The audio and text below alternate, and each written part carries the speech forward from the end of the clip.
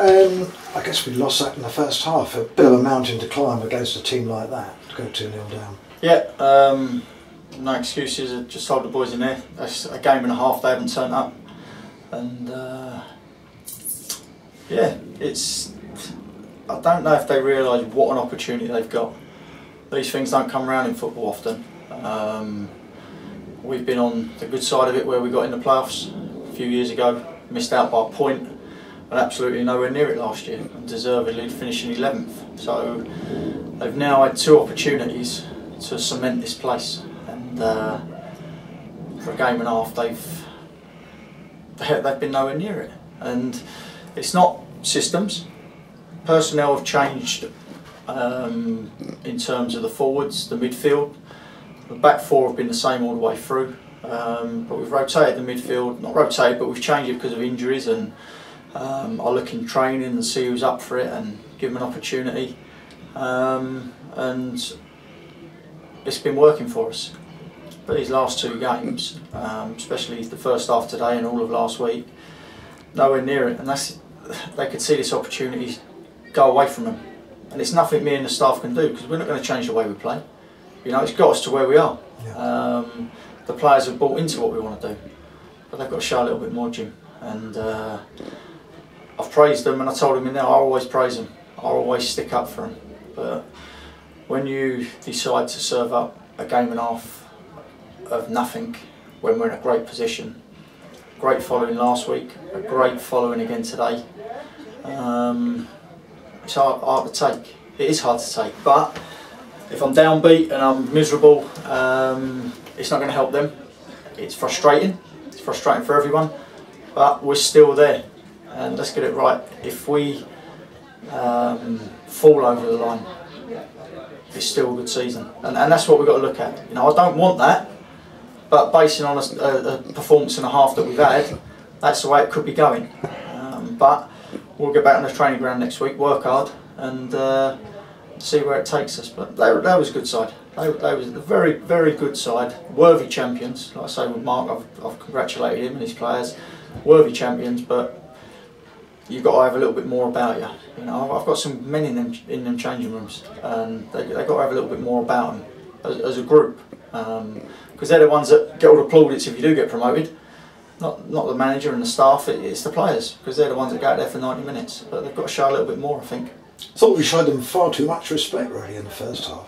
Which wasn't our aim. Our aim was to get at them and really get amongst them. And obviously that fell on deaf ears. So second half they come out 2-0 up. They might have taken their foot off the pedal a little bit, but Johnny's had 1 save in the second half. First half he's only had 2 saves to make, three maximum. You know, Joe's had 1 tipped over the bar. Just not. Tom Derry's missed 1 in the second half. Just not clinical enough that we have been. You know, so that's now. Is that 2 games without a goal?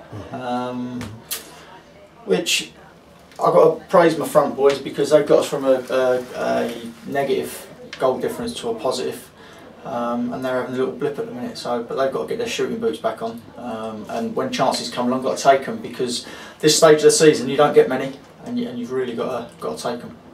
Second half, I thought we saw an improvement. There was a bit more about us, wasn't there? And there were 1 or 2 half chances, and just for the odd moment or two, Dorking defence did look a little bit under pressure, but that didn't sustain itself for long, did it? And that's not normally like us. You know, as we've seen climbing the table, we've had sustained pressure on teams, and we've really gone about them. Today, nowhere near it, and last week, nowhere near it. So they've got to do a lot of soul searching. We're free to play, but as I said, we're still in it. But I don't want to keep saying we're in it. I want to say we're there. That's what I want to come in here and say to you and the supporters. But at this moment in time, I can't. All I can say is we're in there, and we're going to work hard to get points next week against Worthing and Carshalton. It's going to be tough, and Potters Bar at the end. So 3 all big games. They've all been big games this last 6 weeks. You know, and we've come out on the right side of a few of them.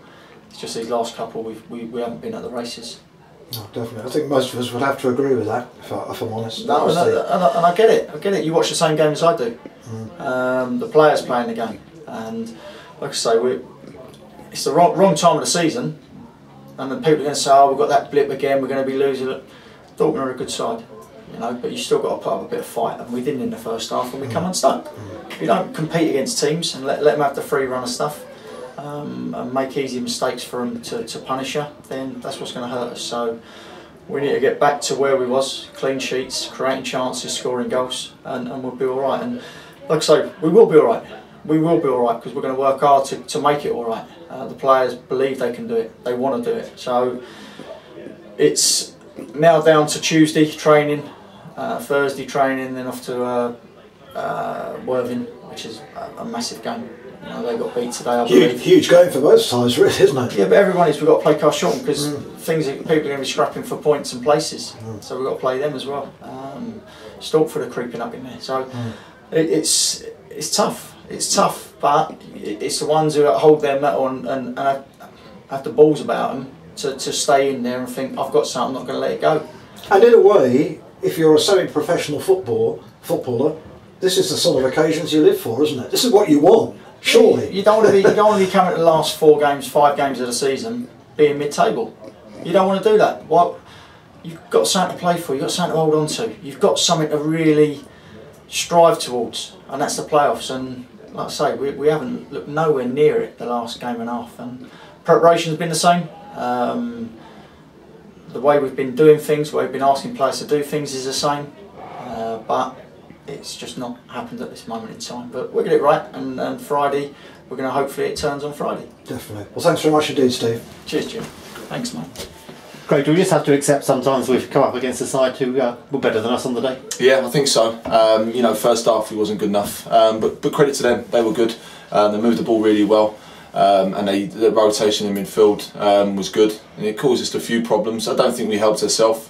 In the sense where I don't think we really got to grips with that early enough, and maybe the quality from us wasn't good enough at times. But yeah, you know, they've won the league for a reason. They're a good side, and we played them. And like I say, it could be difficult. You know, you never know what they're going to turn up like. Are they going to really have a go? Are they they're going to sort of be in champions mode, or are they going to think, you know, what we call some upsets? And they come here today and they had a real go. Fair play to them. They didn't sort of they didn't come here and sort of just sit behind and think, oh, we won things. They wanted to win the game again, so they made it difficult, and fair play to them. Yeah, they deserved it. Do we show them too much respect? Yeah, I think so. I think it's a difficult time of the year. You know, it's kind of they've won things, or they've gone and won the league. There's the pressure's off them, the pressure's on us, and whatever way you look at it, the first 15-20 minutes is always a little bit nervy, you know, and you could see that, and then they got to grips a bit quicker, which then made it harder for us to get in the game. But second half, we had a real go. They had one shot on goal. We had, Joe went through. Tom Derry had one. Had them at the end.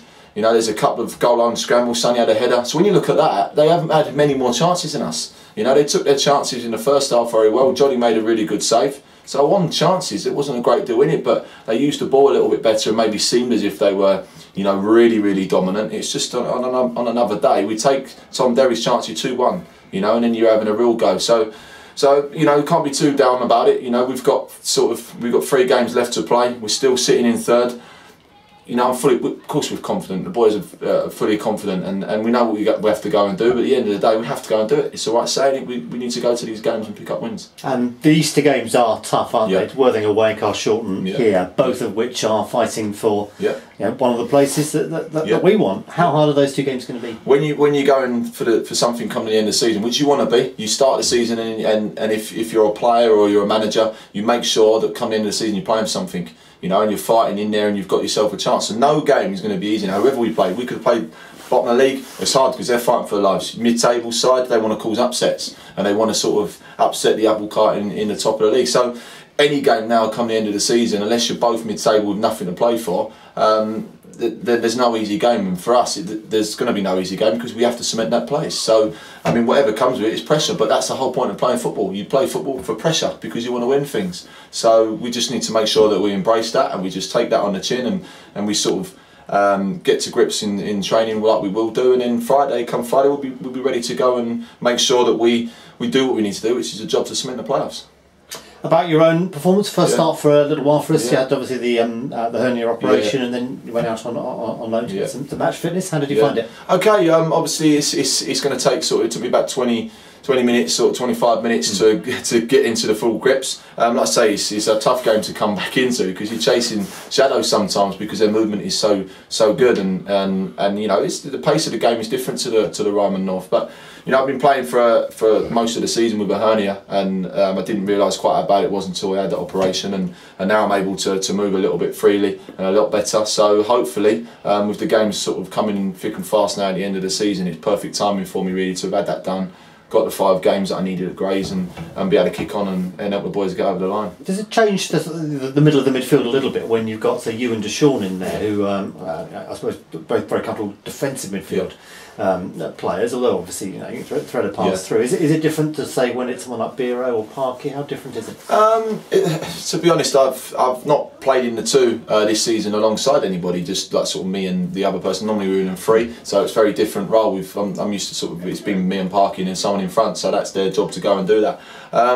But it's not really much different, you know. I broke the box a few times in the second half. Deshaun's looking to do the same, so I wouldn't necessarily say we're both out and out defensive midfielders. If you're playing the 2 in midfield, one has to go and one has to stay. If the ball's out wide, the opposite person gets in the box, and if you're not, then it's your issue kind of thing. So it's slightly different. Well, of course it's different from a 3 in midfield to a 2, but at the end of the day, one of us has to break the box. So as defensive minded as we naturally are potentially, it's down to us to make sure we do get in the box, which we did second half, you know. And I did feel sort of first half we attempted to. It was just we didn't have as much sort of the ball to be able to get those runs in behind. But second half I think we did. So.